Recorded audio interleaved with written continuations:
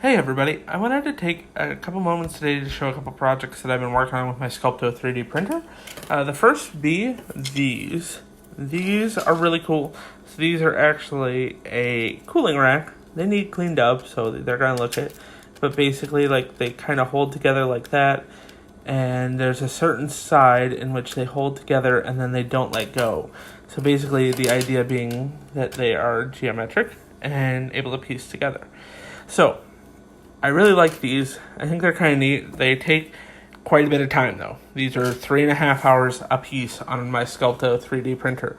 The next thing up was this. This is a parametric spice rack, and there's one small problem with that.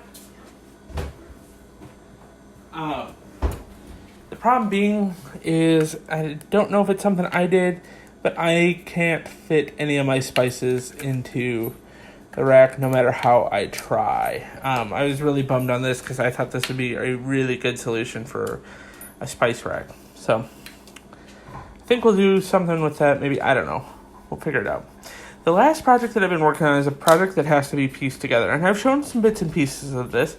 And this is a light switch that is going to go in my son's playroom. He is really, really excited for it. So I'm going to show how it all pieces together here.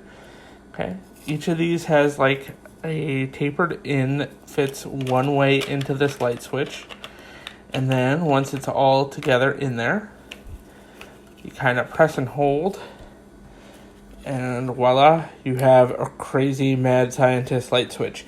This thing took a little bit of time. So the build plate, or the light switch plate, takes about 2 hours, 1 hour, 1 hour, 1 hour for this, and a half hour for each of these. And they all just kind of snap and fit together. All in all, I'm really happy with how this turned out. If you take a look, like you can see the one side is finished, but if I take it off, you'll see the actual support hole for here. This is just support material. You actually can't see it, which is good because this side I took off too much support material. But you can't see inside once everything's all together and working there. So again, really excited for this. I will put some STL files for this into the comment section below. And yeah, I'm really excited. So the way this actually works, you can see the little notch in there. Your light switch actually sits inside there, so you don't have to go through and redo any electrical work. It's literally just screw it into place. I'm going to glue everything together so that it all holds appropriately. Basically, these two pieces just need glued kind of back here. So that's what I've been working on. Thanks for watching, and print every day. Feel free to hit like and subscribe, and thanks for watching again. Bye.